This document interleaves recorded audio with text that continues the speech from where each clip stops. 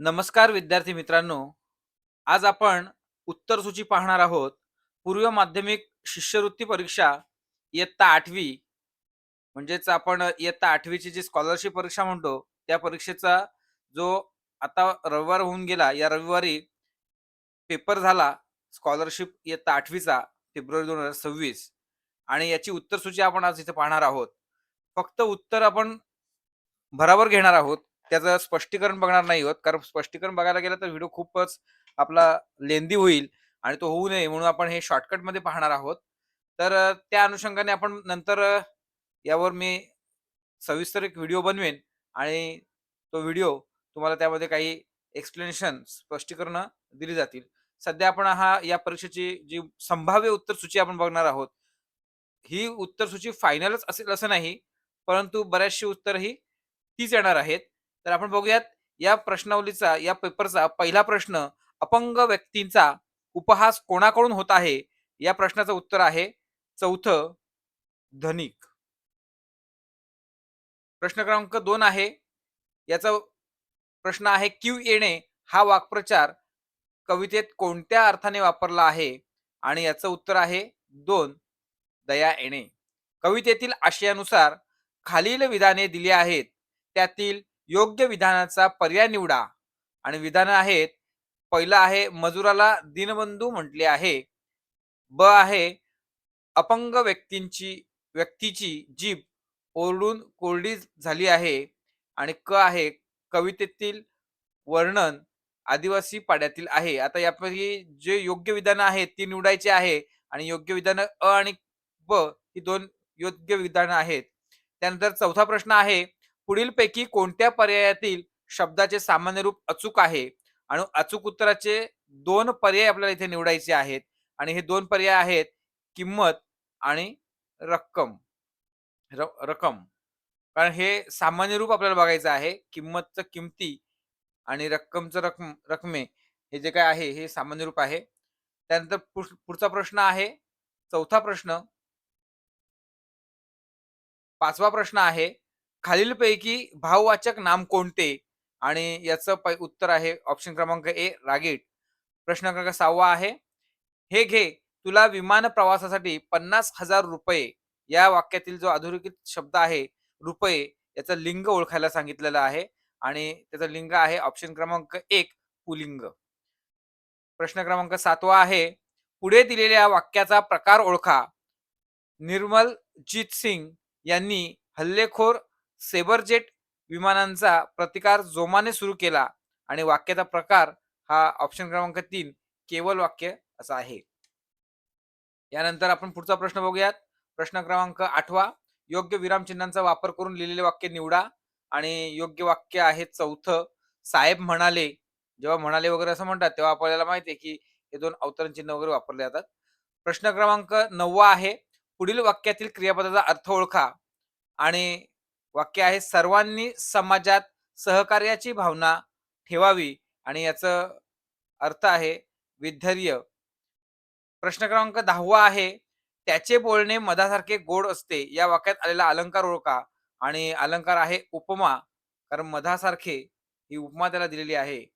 मालिनी या वृत्ताचे पुढीलपैकी कोणते लक्षण नाही?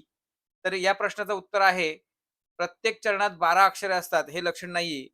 बाकी सगळी लक्षणं आहेत. आपल्याला नाही हा शब्द लक्षात ठेवायचा आहे. त्यानंतर 12वा प्रश्न आहे, उभे धागे आडवे धागे या प्रसिद्ध कादंबरीचे लेखक कोण? आणि या प्रश्नाचं उत्तर आहे ऑप्शन क्रमांक 4, ग. माडगुळकर. पुढीलपैकी अकर्मक कर्तरी प्रयोगाचे वाक्य ओळखा. आणि याचे 2 वाक्य आपल्याला ओळखायची आहेत. या 13वा प्रश्नाचं उत्तर आहे ऑप्शन क्रमांक 1 आणि ऑप्शन क्रमांक 4, अशी 2 उत्तरे आपल्याला निवडायला सांगितलेली आहेत. प्रश्न क्रमांक 4 जो आहे, त्यावर त्यांनी सांगितलं की पुढील संवाद जो आहे, हा संवाद वाचा आणि विचारलेल्या प्रश्नांची उत्तरं लिहा. त्यावरचा 14वा प्रश्न आहे, पारावर बसलेल्या गावकऱ्यांच्या गप्पांचा विषय कोणता होता? तर प्रश्नाचं उत्तर आहे चौथा ऑप्शन, यात्रेत झालेल्या कुस्त्यांचा विषय होता. 15वा प्रश्न आहे, पैलवानांची संख्या रुळावण्याचे कोणते कारण संवादात आले आहे? याचं उत्तर आहे ऑप्शन क्रमांक 3, आर्थिक चणचण हे उत्तर त्याचं आहे. 16वा प्रश्न आहे, वरील संवाद झाला त्या ठिकाणी किती व्यक्ती असाव्यात? तर तिथे काही नमूद केलेलं नाहीये, त्यामुळे निश्चित सांगता येणार नाही हे हे उत्तर आहे ऑप्शन क्रमांक 2. प्रश्न क्रमांक 17वा, पुढील वाक्यात रिकाम्या जागी येणारा योग्य वाक्प्रचार निवडा आणि आपल्याला 2 पर्याय निवडायचे आहेत.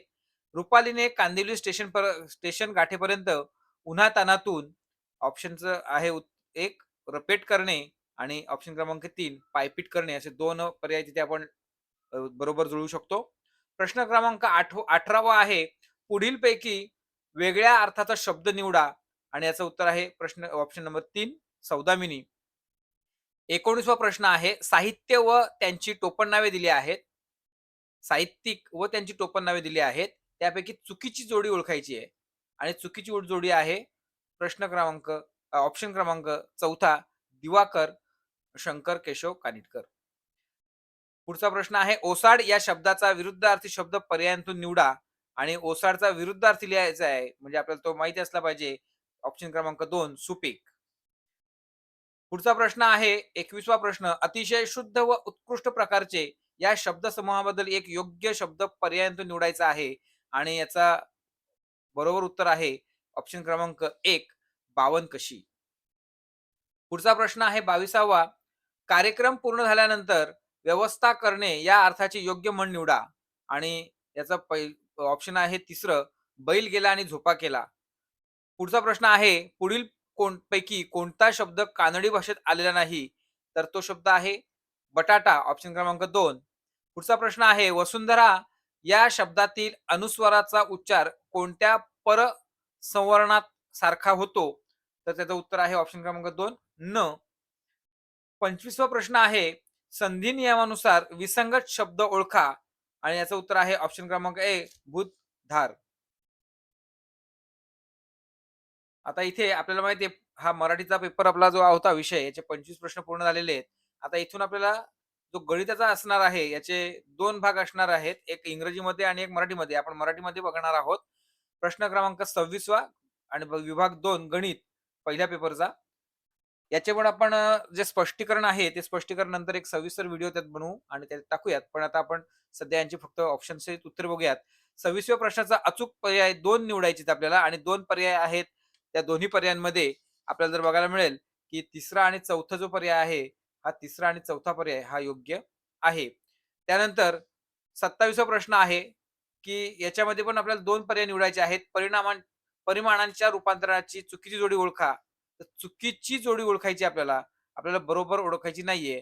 तर आपण बघितलं तर ही पहिली ऑप्शन क्रमांक 1 आणि ऑप्शन क्रमांक जे 3 आहे हे चुकीचे आहेत. त्यानंतर 28वा प्रश्न आहे, पुढीलपैकी सत्य विधान कुठले? तर याचं उत्तर आहे 3 ऑप्शन क्रमांक 3 एक रेषा व त्या रेषेवरील एक बिंदू यांनी एकच प्रतल निश्चित होते. हे विधान असत्य आहे.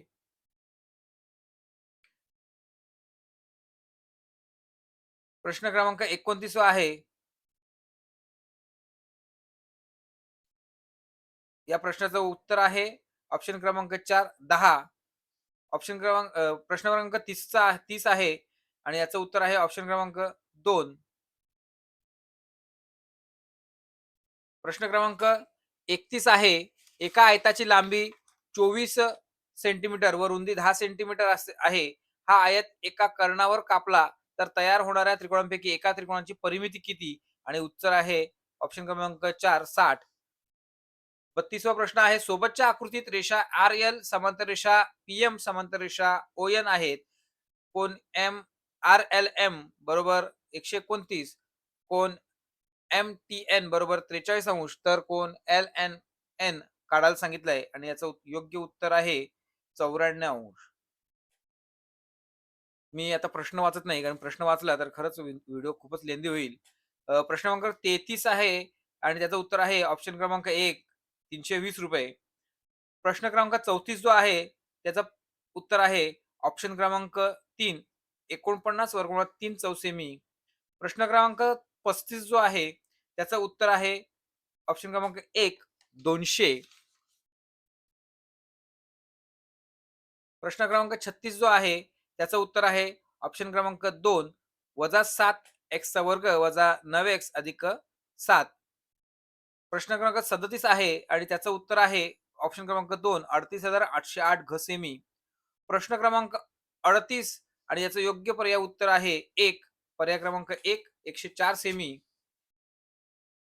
प्रश्न क्रमांक 39 आणि याचं योग्य उत्तर आहे पर्याय क्रमांक 3 1575 सेमी.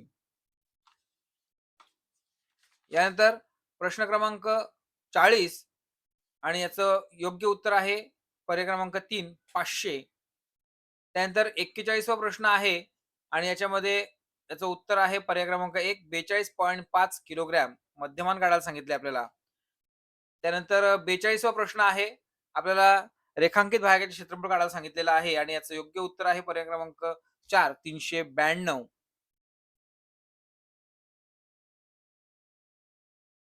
त्यानंतर 43वा प्रश्न आहे आणि त्याचं उत्तर आहे ऑप्शन क्रमांक 3 7 हे उत्तर असणार आहे. त्यानंतर प्रश्न क्रमांक 44 व 45 यासाठी एक आलेख दिलाय आणि आलेखामध्ये माहिती दिली मुली आणि मुली यांच्याविषयी माहिती आहे इयत्तांमध्ये आणि ग्रंथदिंडीची माहिती दिलेली आहे.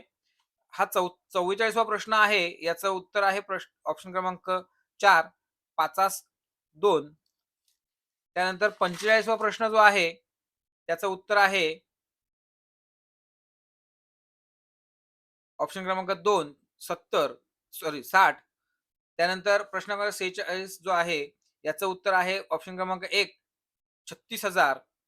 त्यानंतर 47वा प्रश्न आहे आणि याचं उत्तर आहे ऑप्शन क्रमांक 4 उत्पन्नात वाढ अगर घट नाही. प्रश्न क्रमांक 48 आहे आणि त्याचं उत्तर आहे ऑप्शन क्रमांक 3 50 सेमी. प्रश्न क्रमांक 49 आणि त्याचं उत्तर आहे ऑप्शन क्रमांक 2 7,29,900 सॉरी 7,29,000 हे त्याचं उत्तर आहे. त्यानंतर 50वा प्रश्न आहे आणि या 50व्या प्रश्नाचं उत्तर आहे ऑप्शन क्रमांक 2 शून्य बहुपदीची कोटी निश्चित करता येते, कारण इथे असत्य विधान आपल्याला ओळखायला सांगितलं होतं. त्यानंतर 51वा प्रश्न आहे आणि याचं उत्तर आहे ऑप्शन क्रमांक 4 4,800 रुपये. 52वा प्रश्न आहे आणि 52व्या प्रश्नाचं उत्तर आहे ऑप्शन क्रमांक 4 m/2 वजा 1. 53व्या प्रश्नाचं उत्तर आहे ऑप्शन क्रमांक 3 920 रुपये. 54व्या प्रश्नाचं उत्तर आहे ऑप्शन क्रमांक 1 5 हे उत्तर योग्य असणार आहे. त्यानंतर 55व्या प्रश्नाचं उत्तर आहे ऑप्शन क्रमांक 2 4. 56व्या प्रश्नाचं उत्तर आहे ऑप्शन क्रमांक 4 आणि उत्तर आहे 2. 57व्या प्रश्नाचं उत्तर आहे ऑप्शन क्रमांक 2 पूर्ण वर्ग संख्या नसलेल्या संख्यांची वर्गमुळे परिमेय संख्या असतात. हे विधान असत्य आहे आणि आपल्याला असत्य विधान ओळखायला सांगितलं होतं. 58वा प्रश्न आहे आणि 58व्या प्रश्नामध्ये आपल्याला 2 अचूक पर्याय निवडायला सांगितलेले आहेत आणि ते 2 अचूक पर्याय पर्याय क्रमांक 3 आणि पर्याय क्रमांक 4 त्या संख्येस 6 व 12 ने सुद्धा पूर्ण भाग जाईल व त्या संख्येस 10 व 15 ने सुद्धा पूर्ण भाग जाईल असे हे 2 ऑप्शन इथे आहेत. त्यानंतर 59वा प्रश्न आहे आणि 59व्या प्रश्नाचं योग्य उत्तर आहे ऑप्शन क्रमांक 4 40. 60वा प्रश्न आहे आणि या 60व्या प्रश्नाचं योग्य पर्याय आहे पर्याय क्रमांक 2 2.4. 61चा पर्याय प्रश्न आहे आणि याचा उत्तर आहे ऑप्शन क्रमांक 4 72 अंश आणि 108 अंश. प्रश्न क्रमांक 62 आणि याचं योग्य पर्यायाचं उत्तर आहे 52,000 रुपये पर्याय क्रमांक 3. 63वा प्रश्न क्रमांक आणि याचं योग्य उत्तर आहे ऑप्शन क्रमांक 1 3/7. त्यानंतर 64वा प्रश्न आणि 64व्या प्रश्नाचं योग्य ऑप्शन आहे ऑप्शन क्रमांक 1 लेंथ ऑफ बीई एकरूप लेंथ ऑफ ईडी आणि ऑप्शन क्रमांक 2 length of 2GF is equal to length of BG. इथे 2 पर्याय निवडायला सांगितलेले होते. 65वा प्रश्न आहे आणि 65व्या प्रश्नाचं उत्तर आहे ऑप्शन क्रमांक 2 x चा घन वजा 125. त्यानंतर 66वा प्रश्न आहे आणि 66व्या प्रश्नाचं योग्य उत्तर आहे ऑप्शन क्रमांक 1 55. त्यानंतर 67वा प्रश्न आहे आणि 67व्या प्रश्नाचं योग्य उत्तर आहे ऑप्शन क्रमांक 3 34. पुढच्या प्रश्नाचं 68 प्रश्न आणि योग्य उत्तर आहे ऑप्शन क्रमांक 1 4. 69वा प्रश्न आणि योग्य उत्तर आहे ऑप्शन क्रमांक 4 एक वजा 21. पुढचा प्रश्न आहे 70वा आणि याचं योग्य उत्तर आहे ऑप्शन क्रमांक 4 आणि उत्तर आहे ₹2,86,960. त्यानंतर 71वा प्रश्न आहे आणि या प्रश्नाचे आपल्याला योग्य पर्याय निवडायला सांगितलेले आहेत आणि या पर्यायांमध्ये आपल्याला उत्तर आहे चौथा ऑप्शन विधान अ आणि ब हे 2 पर्याय योग्य आहेत. प्रश्न क्रमांक 72 आणि याचं उत्तर आहे ऑप्शन क्रमांक 1 20% नफा. त्यानंतर प्रश्न क्रमांक 73 एका डब्यामध्ये ₹5, ₹10 व ₹20 ची समान नाणी आहेत आणि त्यांची एकूण किंमत ₹805 आहे. तर त्या डब्यातील ₹10 व ₹20 च्या नाण्यांनी किती रक्कम तयार होईल?